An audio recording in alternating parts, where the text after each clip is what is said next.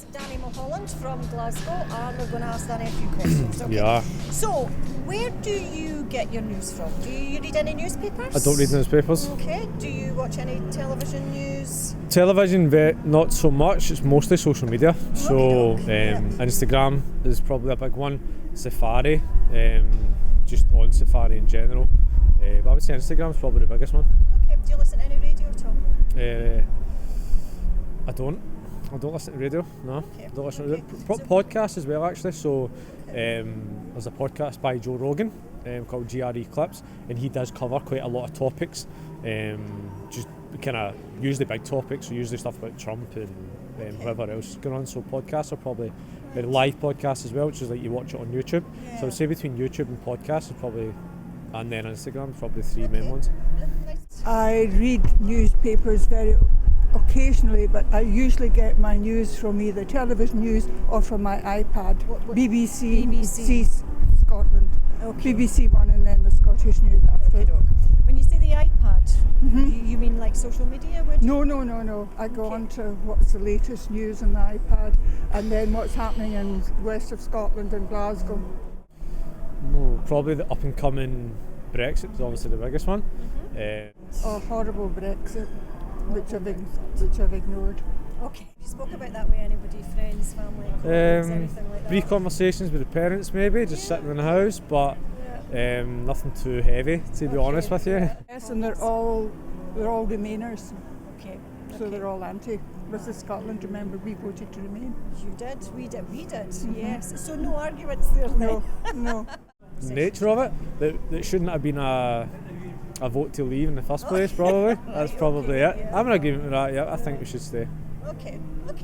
That's terrible. To be quite frank, my son told me to remain. My son's a marketing director of a firm that make microchips, Okay. and he told me he told me why we should remain, and I've just taken it from him.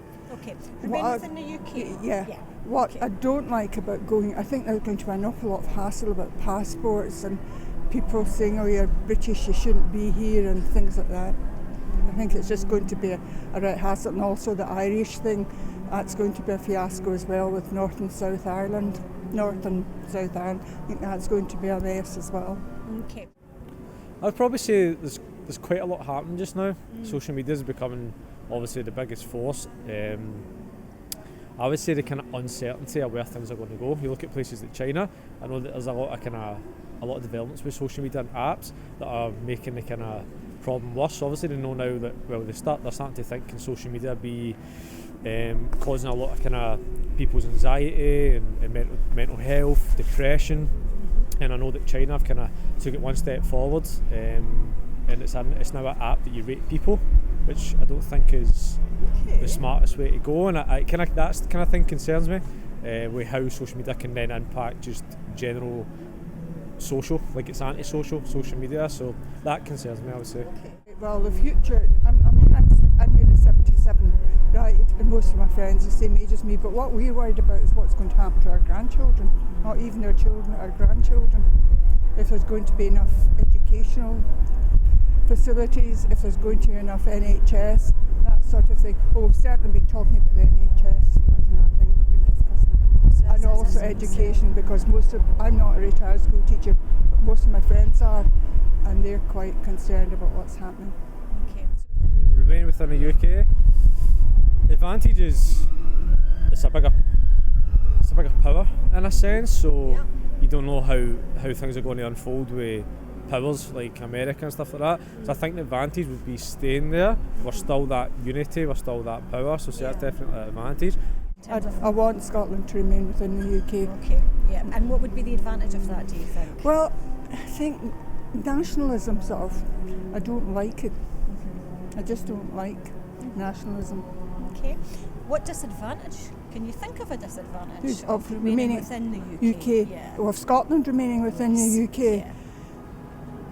I really can't think of any disadvantages.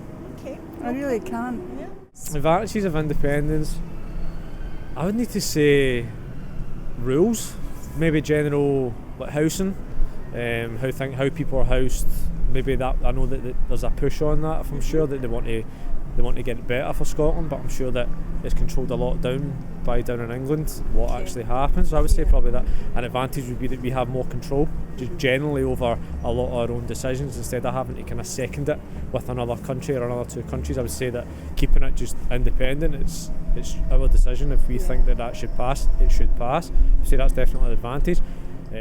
I think there'd be a sort of flow of finances sort of that might happen, and also I just don't like nationalism as nationalism. I don't like all this thing I just don't like it. Okay. Any advantages? Can you think of any? Advantages of being independent. Being independent. I can't really think of any.